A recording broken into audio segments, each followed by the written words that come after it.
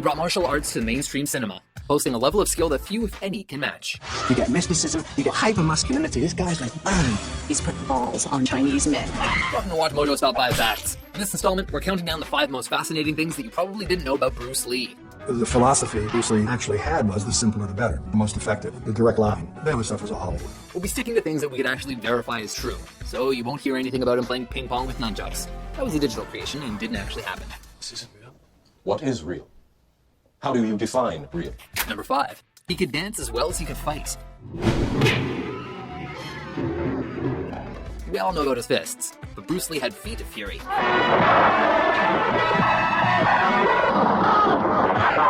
For kicking, yeah, but I mean also for dancing. In the 50s, a young Bruce Lee built a reputation as a street fighter in Hong Kong. He even ran with a gang called the Tigers of Junction Street. However, his coordination also earned him surprising recognition as a dancer. Shortly before leaving for America in 1958, Lee actually became a national dance champion when he won the Crown Colony Cha-Cha Championship. His parents knew that he was destined for even greater things through martial arts, though, and packed him off on a ship to the United States. Without a lot of money to his name still, while traveling to the US, Lee utilized his second skill and charged fellow steamship passengers for dance lessons.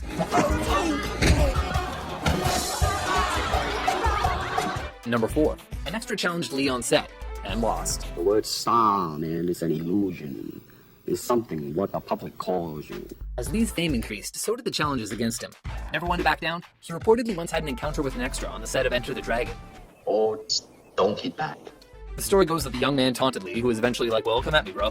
Though the kid was apparently pretty good, all accounts describe Lee's systematic destruction of his opponent. And afterwards, Lee gave his rival a lesson in how to improve his technique. Another similar anecdote came out of Enter the Dragon. A young Jackie Chan was working on the film when Lee accidentally smashed him in the face with a stick. Chan laughed the incident off, though, more grateful to be touched by his idol than anything else. And actually, I'm not paying anymore because, young guy and me, very tough. But suddenly, I don't know why, I just pretend very painful. I just want Bruce Lee hold me along as his can. Number 3. Lee's corpse is on film.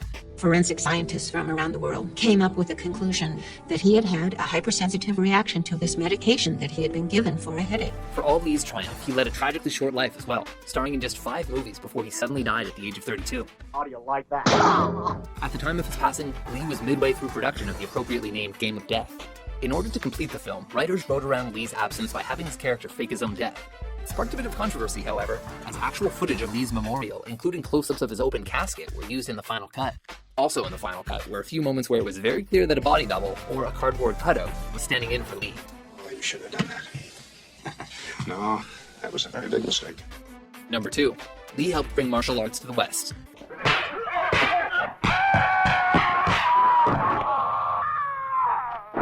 It used to be that Kung Fu practitioners believed that martial arts should only be taught by the Chinese to the Chinese. Bruce saw it differently. Our backyard was always a backyard school. So for Jim Coburn to come over or Steve McQueen to come over, it was, not that big a deal. He opened up a school in San Francisco that didn't discriminate.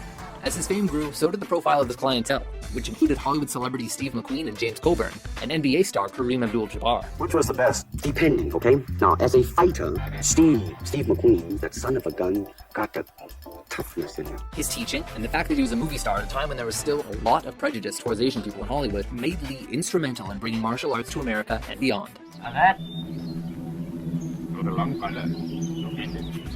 Number 1. Lee was too fast for the cameras. Just how fast was Bruce Lee? There are lots of stories on the internet that are hard to actually confirm as fact. For instance, we couldn't find any footage or eyewitness testimony of him grabbing grains of rice out of the air with chopsticks, as many sites claim he was able to do. Another popular legend that we couldn't confirm is that they had to shoot his fight scenes at a higher frame rate because he was too fast to be caught at 24 frames per second. Whether that's true or not, he could clearly move fast enough to look like a blur on film. There is a finger jab, there is a punch, there is a right fist, and then low. Of course, then they use leg, straight at the groin, all come up. He did say that he learned to slow down his technique for the benefit of the camera. And still, if you slow down some of his moves, you can often see that what you thought was just 1 strike was actually 2. So what do you think? How much of Bruce Lee is legend and how much is fact? And you really think that's true? Until next time, in the words of Lee himself, punch when you have to punch, kick when you have to kick. For more Tough Guy Top 10s and Drunken Master Top 5s, be sure to subscribe to WatchMojo.com.